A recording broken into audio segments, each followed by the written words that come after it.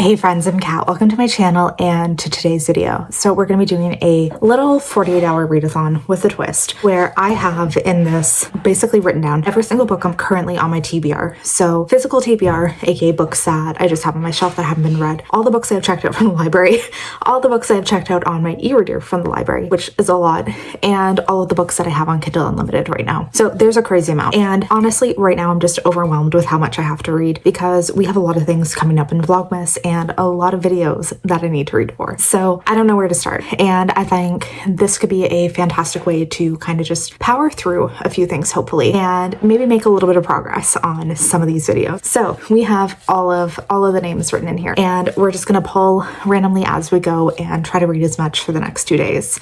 So let's just start. Let's just pull one to start with.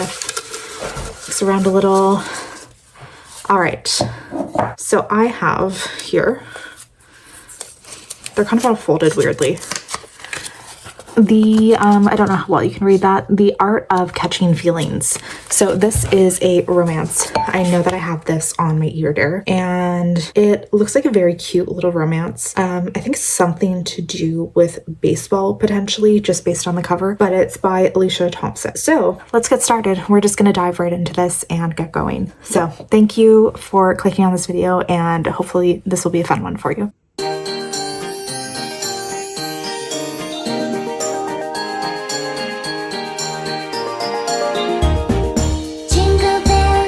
Hello, it is the next morning and I'm probably a little bit over halfway through whatever the book's called, the Something to Catching Feelings. I can't remember the name, but this one we are following two people. One of them is a professional baseball player and the other is a woman who recently is getting out of a relationship. So she's going through a divorce and her brother and sister-in-law both work for this local baseball company. I guess they're in the major leagues, I think so, but they give her like really great tickets for just kind of, well, actually basically it sounds like it was her brother is best friends with her ex-husband and he gave them both tickets hoping that they would go together and rekindle their relationship, but she ended up getting the ticket from her ex and took her best friend. So they went to this game, decided to get super drunk, and they started getting way too into it and kind of like heckling the players, because they were just having like way too much fun with it. And one player, she makes this like really stupid joke about something like a Winnie the Pooh reference, and it ends up like really affecting him because it turns out that this is something that his brother who passed away would like say. So ends up really messing him up. He actually cries and that gets caught on camera and becomes this huge thing. So this is a huge thing going on within the organization, and she ends up getting like an offer from her sister-in-law who does like the media stuff to come in and do like game interviews with the players. So that's kind of where it is right now.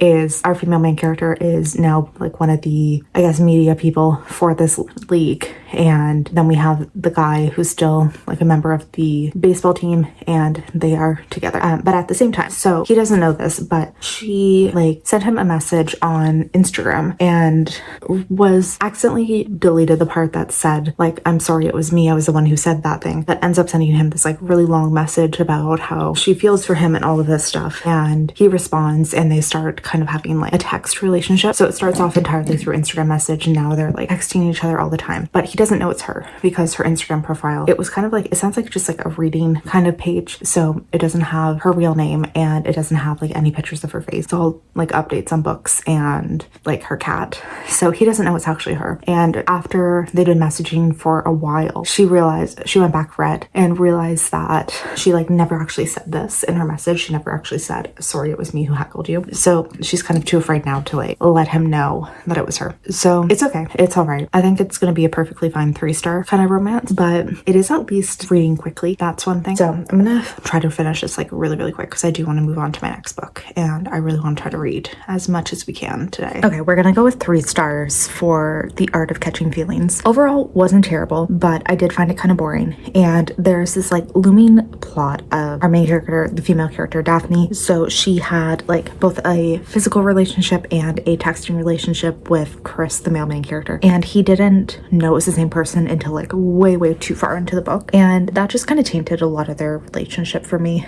And it just, I feel like Daphne should have said something way sooner, and it would have made things like so much better, because I really hated that part that it went on for so long before she told him. And yeah, it was a bit boring. I definitely like took a bit longer to read this than I did expect, because I was just like so bored, to be honest, and I just really wasn't super on board with the relationship, just because it didn't feel like a whole lot was happening. I don't know if I really liked the writing either, but we're gonna give it 3 stars because there's nothing offensively bad. It was just very middle of the line. So we're gonna pick the next book, which, sure. This is My Darling Jane, which I do believe is a romance book that I have on KU. So I'll just show you guys this.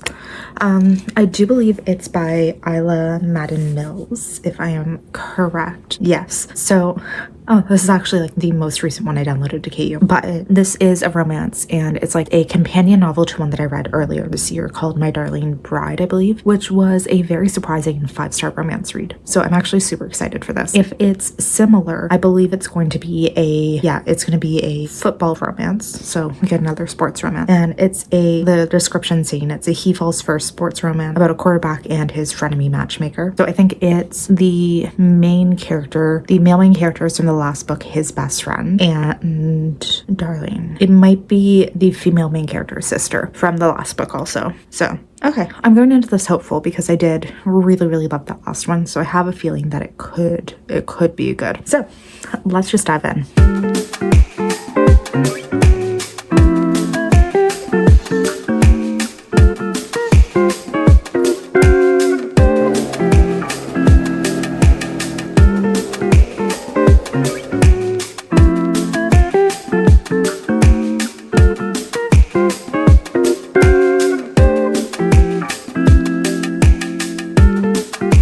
Okay, so I'm 34% in and definitely digging this so far. So we're following Jane. She is the sister of our main character from the last book and currently working at a bookstore that her family owns and also trying to get her like dating site, kind of dating service off the ground. So she's kind of doing like this matchmaking service for basically rich people who are looking for something a little more serious. So she's really working on trying to get that going. And we are also following Jasper, who is our main character. He is a friend of the husband from the last book and is a professional football player, I guess. So he is kind of a playboy. He's kind of like really not serious about dating, but he has always had a thing for Jane. So he decides to pick up and give a try to her dating service. And now we're kind of following him as, you know, he decided that he's realized at least that he really actually wants a relationship. He wants a family. He is very lonely and kind of wants something. So he's trying out the dating service and kind of doing it as a master plan to get closer to Jane. So far, really enjoying it. I really enjoy kind of their banter and the way they seem to be like interacting with each other. Biggest complaint though, Jane has a 5-year-old daughter and the way that they are writing,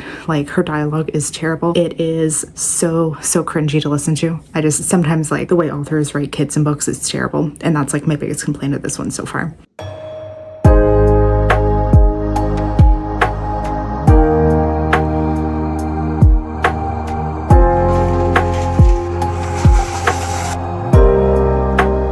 Okay, so I'm done with My Darling Jane. Overall, I would say really enjoyed it. 4 stars for me. The biggest drawback is that there's like this one trope that happens towards the end that I hate in a book. Like I hate it so much.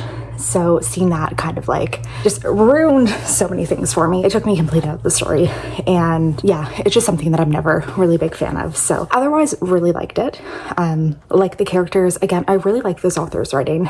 This is the second book I've actually read from her and I enjoyed it. I did DNF one, which was Dear Ava. And that one, it was more of like a high school bully romance. And those are just things that I don't enjoy. So I had a feeling I just wouldn't like that one. So I put it down. But overall, very happy to read this. Definitely like it. And I do really want to pick up more of her stuff. And I think that's going to be a priority for 2025 is reading a lot of authors' backlists for like authors that I'm really enjoying. And I have quite a few. Like I have a huge list of them, but I think that could be a new project to kind of start off where I'm reading like the backlist of a bunch of them. So otherwise, it's like 8 p.m. I think. I worked out. We did a push day, an upper body push day, and a little bike ride. Showered, you know, have my hair mask in for the night, have my acne pads on, all of my retinol on. So, you know, we're down to settle down. I'm just kind of waiting for Simon to finish up his show, and then we're gonna watch something probably for a bit while I read. And it's time to select the next one. So kind of hoping, like the ones that we've gotten so far have been things that I've been wanting to read, but not off of like what I need to read by the end of the year. So I'm kind of hoping that we get something from that. So let's go with this. Okay. Sorry, just ignore that. Pretend I didn't put something back. Okay. This is another one that it's not on my actual TBR, but we have the Wraith King, which will that show up? Who knows? It's very bright. This is another one on KU, and I think it's by Juliet Cross, who has written like the Wolf Gone Wild series, which I really enjoy. And I mean, I've only read, I think 3 or 4 in that series, but really enjoyed what I did read. And I'm really looking forward to this one. I kind of wanted to get to more spooky season because it does seem to kind of have like a gothic kind of like dark romantasy type of vibe, but I am very excited. Again, not on my TBR, but I'm not upset about this one. The one I put back was honestly just something I'm not mentally ready for right now off of my physical TBR, so we're gonna do this instead.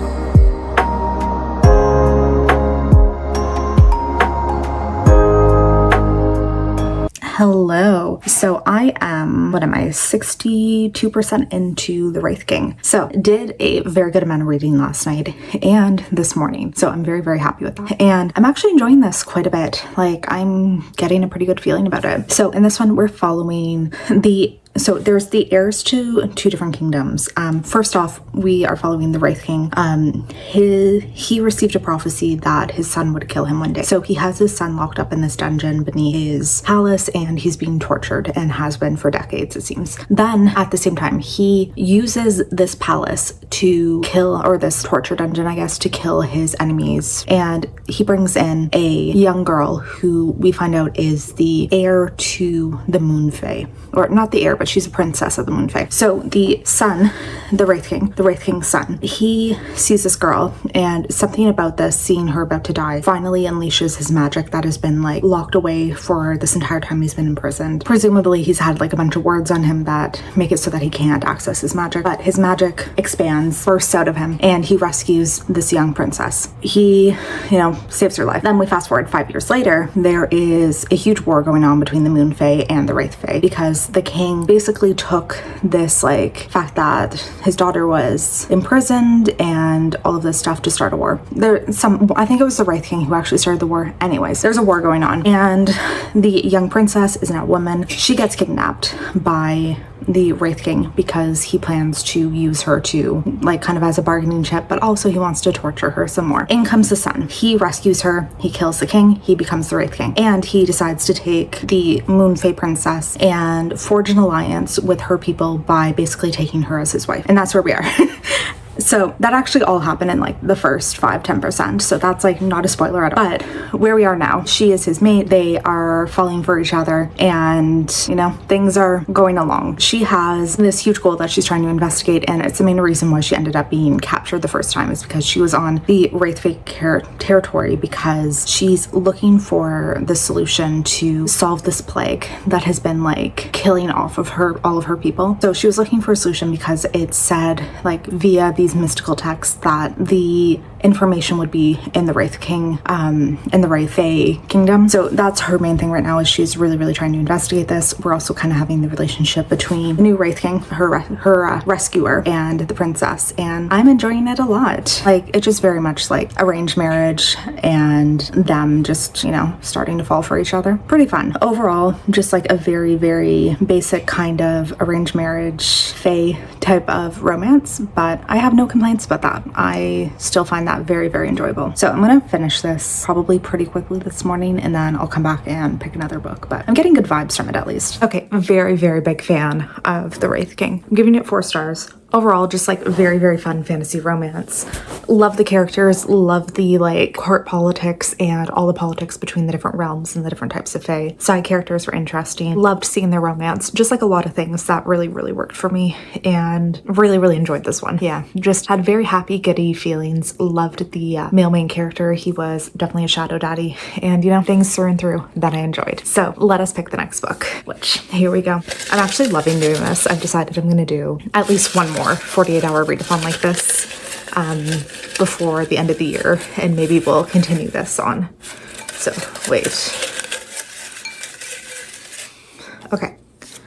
We have, oh, Fortuna Sworn. So this is one on my physical TBR that I've picked up before, but I've never actually like made any real progress on it. But I have the entire series, and it's one that I definitely want to read. I've been anticipating it like very highly for a long time now. Just never made time for it, and it's one I think I'm gonna enjoy it. It's another fantasy romance. It's something about a woman who's like a nightmare kind of thing, but I do think I'm gonna really, really enjoy this one. So I'm actually very, very excited that this is forcing me to read it. So I'm gonna go grab that off my shelves and get going.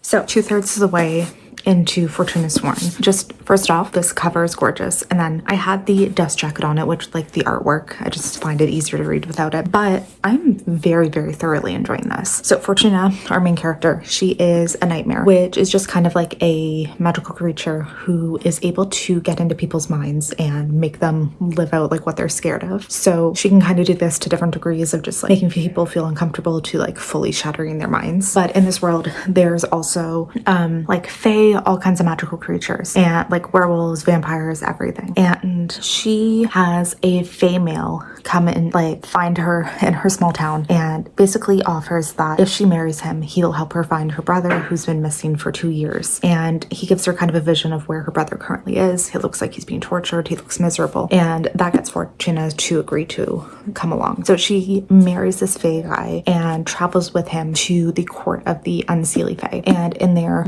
they basically, she is learning all of the secrets of the fae, and also going through like all of these different trials to kind of prove her place, with the hope that if she wins these trials, she will be granted like a boon from the different members of the court. And if they do that, she's hoping that person who's imprisoning her brother will give her back to him, because her brother has been like, she's met up with him at this point, and he's been held captive by this man who's like fully like wrecked his mind. Like he's been so thoroughly tortured and has like, it sounds like deep Stockholm syndrome issues. Like he doesn't want to leave. He's convinced he's in love with this man, and also you can see though that he's like very clearly been like tortured and is like in terrible condition. So that's her. She's trying to like find a way to get him out of this like agreement and get him free. And also she's like, she and her husband now are kind of like figuring out their relationship too, because obviously it was just like kind of an agreement on her part to get her brother. He had ulterior motives that she's finding out about, and that's just kind of what's happening. But I'm deeply, deeply enjoying this one, and I'm really, really thankful because like, as you saw, I have the entire series in special editions, and I was definitely hoping, they're so pretty, I was really hoping that I actually would really like it, because usually I do read the first book at least in a series before I order the whole thing. So I'm really, really thankful I'm enjoying this, and I definitely like, I'm really excited to read the others now. So it is, I think, about 2 p.m. right now, and I'm going to keep reading this. Hopefully it shouldn't take me too much longer to finish, but we are leaving pretty shortly to go see Gladiator, so that will kind of take a wrench in most of my afternoon, like, because I think also when we're going into town for it, so we might have to do some shopping while there, because I know there's a few things at like Best Buy that my husband wants to get, so that's going to take at least a few hours. And I'm hoping that when I get home I will like very quickly be able to finish this, and then can do at least one more book tonight, because I am really, really enjoying like jumping through reading as many things as possible. So I want to do at least one more choice for sure, and then let's hope that on top of that I can read one more book. So I'm gonna keep going on this until we leave. Really, really enjoying it though, and I'm really happy. Like all of these choices have been going wonderfully so far, so that is such a big bonus.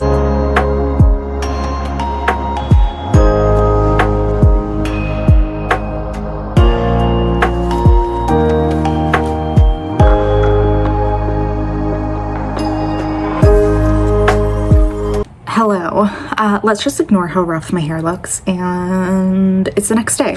So by the time we got home last night, I like really did not want to update anything because I think we got home 7:30 or 8, something like that.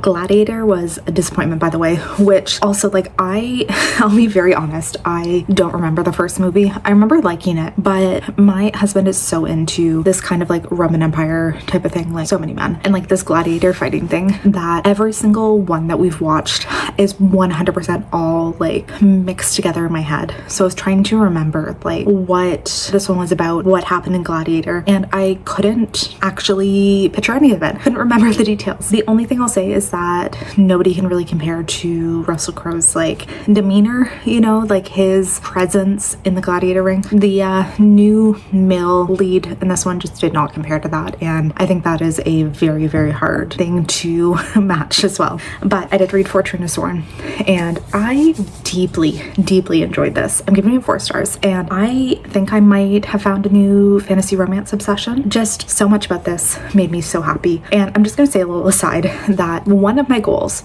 for the upcoming year is like I'm not gonna be buying as many books, but I really want to get more fun special editions of fantasy romance specifically. I want to have a lot of like, honestly, this vibe where it's just a really nice, unique edition that is really beautiful, that is fantasy romance, and just something that I feel a little more proud to bring out. And I'm really happy I have the rest of the series. But this was great. It was just a really interesting story, and I felt like it was a really good introduction to this world. Like I can definitely tell that it's going to go wildly different in the other books, because this one primarily centered around some trials that our main character has to accomplish. And I think that like going forward, obviously we're going to learn more about the world, we're going to do a lot more like different things in it, but I'm excited to see kind of where it goes. And yeah, give it 4 stars.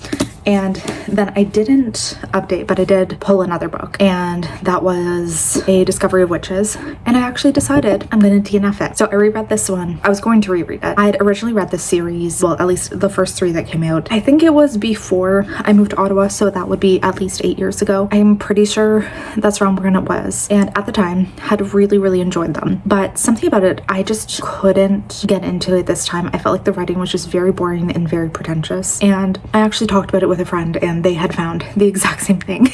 And I think I've really changed my reading taste since I read it, and it's one I think I could get into if I'd really felt that need to invest time, but I didn't feel any desire to keep going. Like if I'd forced myself, I probably could have enjoyed it, but what's the point of doing that? Why bother forcing myself to read something that I'm not actually going to enjoy? And especially I was intending to read like the entire 5 books that are out in the series right now, like, so it's potentially I'm going to force myself through 5 books that I may or may not enjoy. Like I don't see a purpose to that. So I DNF'd that about 25% in, and honestly feel completely fine. Feel zero loss in not having continued those. I'm okay remembering what I enjoyed from the first 3 and just kind of keeping it as a complete series like that. So that's where we are ending off today. I think honestly this went fantastic. I enjoyed this so much, and I'm definitely going to be doing one more edition of this before the end of the year, so keep your eyes out. And I've decided this is going to kind of be something that I continue on in the new year.